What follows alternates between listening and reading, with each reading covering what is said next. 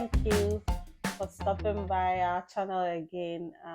In this video, we are going to share with you how we met and became a couple. So stay tuned.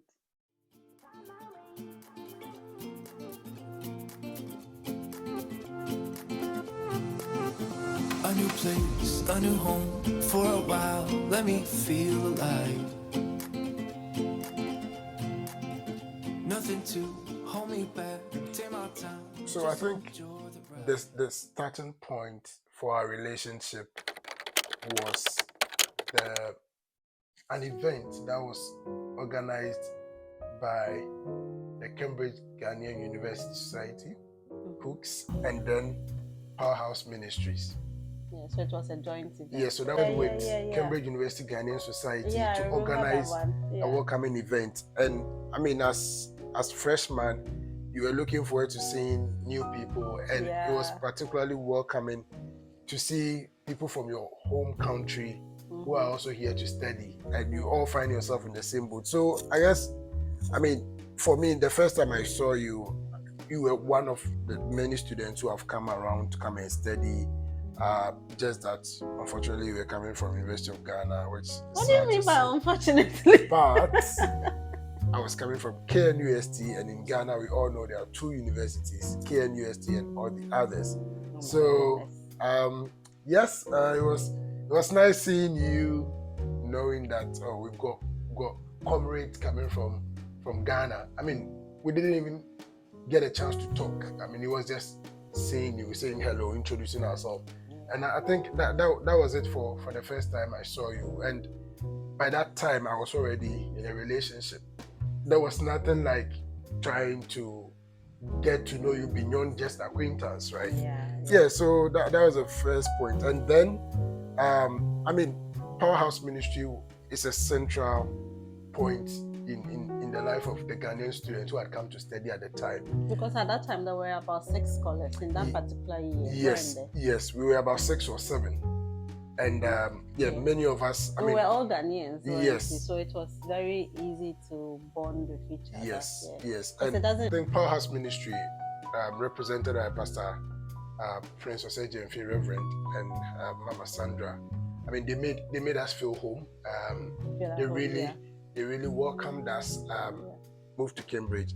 I got closer to Pastor Prince, and then I mean, I realized that there's already a Ghanaian community. He was heading a church where there were a lot of Ghanaian community beyond the student body, right? So, I mean, that was where it started, and then. Well, I wasn't attending Powerhouse. So how did you come to Powerhouse? Attending Kingsgate. So I suppose that meant that we weren't really seeing each other. Yeah. But then at some point during my studies, because it's a 1-year study, at some point I began to miss the Ghanaian fraternity. So I then switched to Powerhouse, and that's, I think, how come we became more close. And then we because I remember every Sunday after church, the Ghanaian students will meet in each other's flats. So one Sunday to be at my house, and I'll cook and host all the Ghanaian scholars. And then at another time it will be Richmond's house, or we'll go. We would go to each other's house here.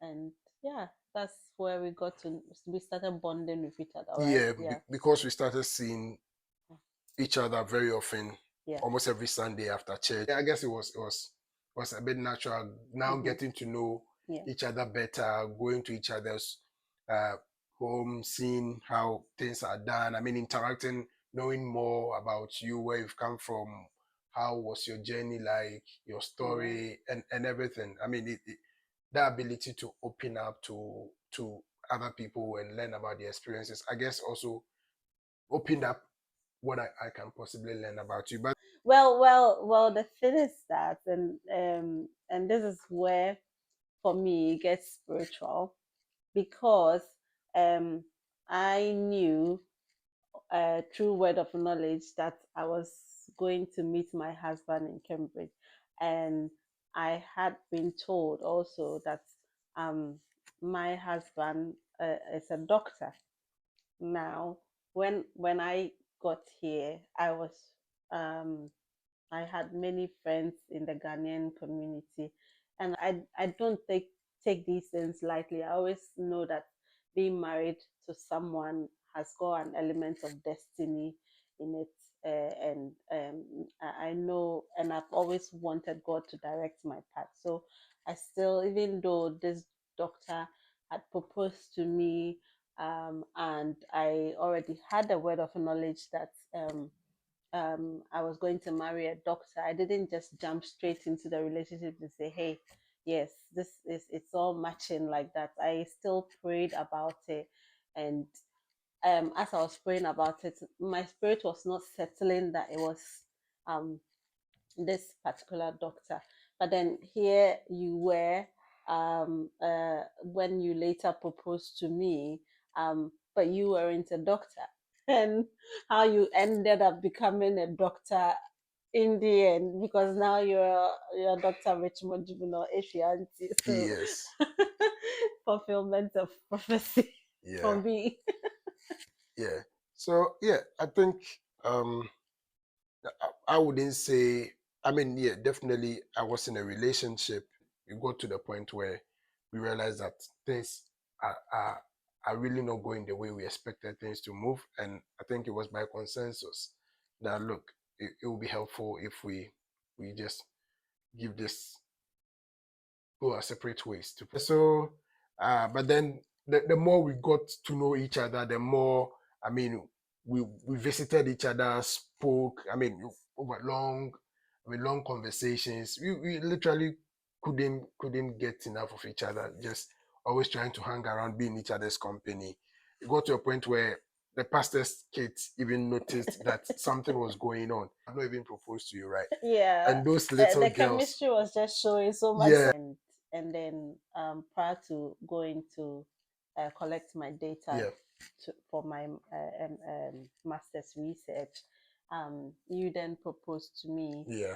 Oh, and and I it was said, a I was going to get back to you yeah, on that. it was a smart move I made. I discussed it with one of my colleagues because I knew that look, this lady is beautiful.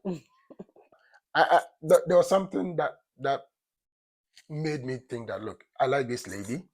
I have not gone to pray. I mean, I have not gone to pray. I haven't heard God say to me that this is the lady you should marry. I just liked you. I mean, you were beautiful, you were intelligent.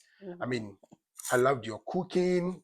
I love food. I love cooking. So I mean, it was just one of the things that really caught my attention. So I was like, look, I need to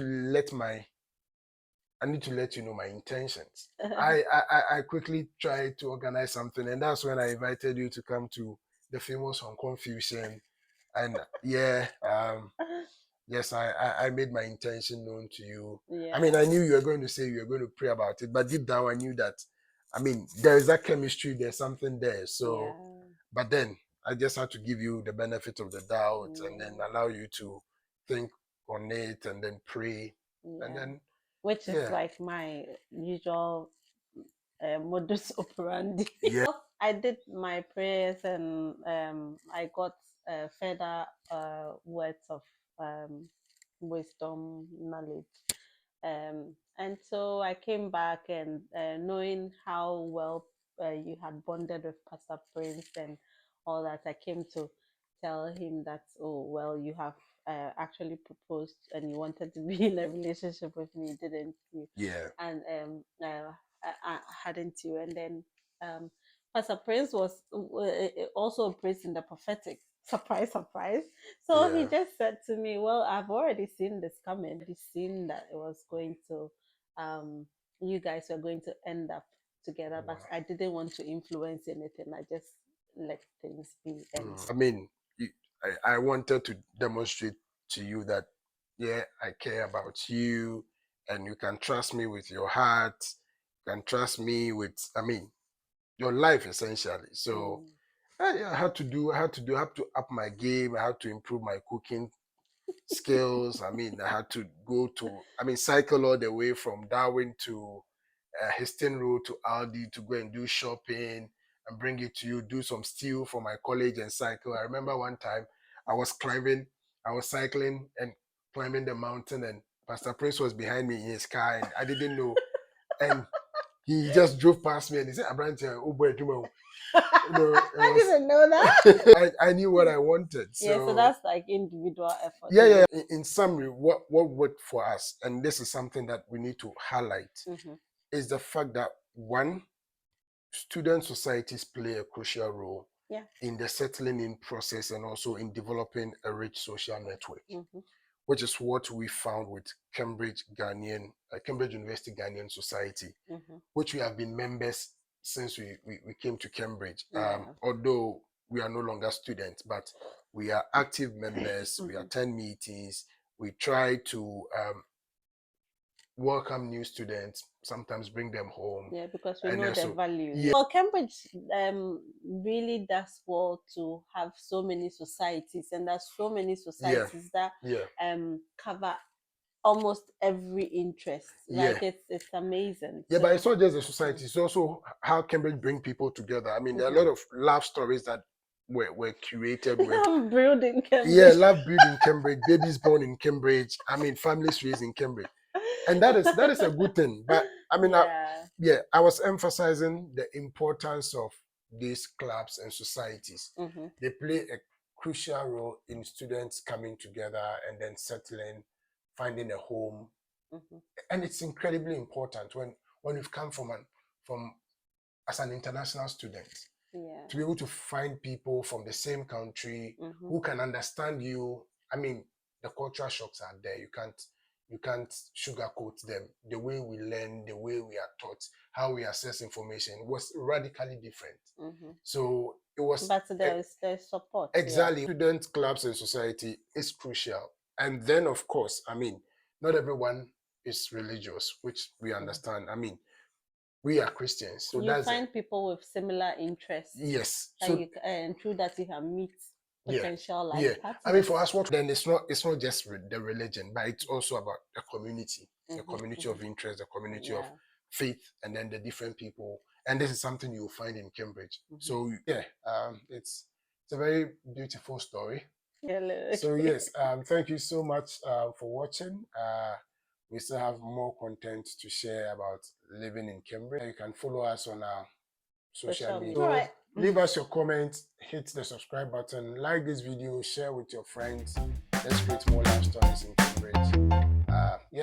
Okay. Bye. Good night. Bye.